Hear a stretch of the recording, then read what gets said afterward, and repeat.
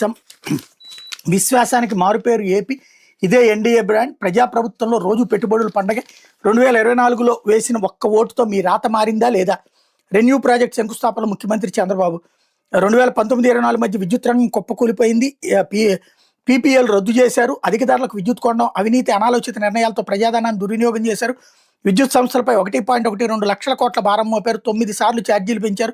ప్రజలపై 32,000 కోట్ల భారం వేశారు. విద్యుత్ ఛార్జీలు పెంచబోమని ఎన్నికల సమయంలో చెప్పిన మాట నిలబెట్టుకుంటున్నాం అన్నటువంటిది హైలైట్ చేశారు. ఇక్కడ ప్రజల్ని మోసం చేసేటటువంటి పాయింట్ ఏంటంటే 2014-19లో చేసిన అధిక ధరలకు విద్యుత్ కొనుగోలు ఇంపాక్టే 2019 తర్వాత ప్రజలు ఫేస్ చేశారు.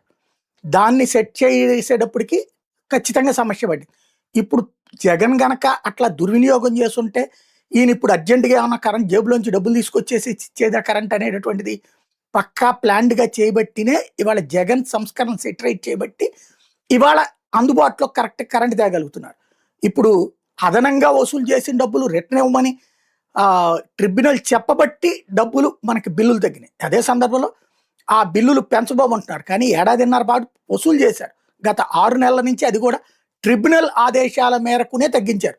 ఇంకోటి, ఈ ప్రభుత్వం వచ్చాక కంఫర్ట్గా ఉన్నారా లేదంటే ఎవరు కంఫర్ట్గా ఉన్నారు?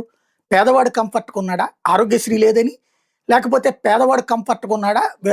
ఫీజు రియంబర్స్మెంట్ లేదని, 1,500 రూపాయలు ఇస్తానన్నటువంటి మహిళ కంఫర్ట్గా ఉన్నట్ట?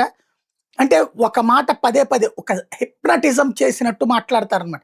అది సూపర్, అసలు ఇప్పుడు ఆంధ్రాలో అద్భుతంగా ఉన్నావు మీరు అని పదే మాట్లాడుతారు. అవునవును, ఇప్పుడు అద్భుతంగానే ఉన్నానని ఎవరికి వాళ్ళు అనుకోవాలన్నటువంటి ఒక కాన్సెప్ట్. కాబట్టి తొందరపడి ఒక కోయిల ముందే కూసిందని ఇలా అంటున్నప్పుడు ప్రజలు చర్చించుకోవడం ప్రారంభిస్తే అది రాబోయే రోజుల్లో మైనస్ అవుతుంది. ఆలోచించుకుంటే బెటర్.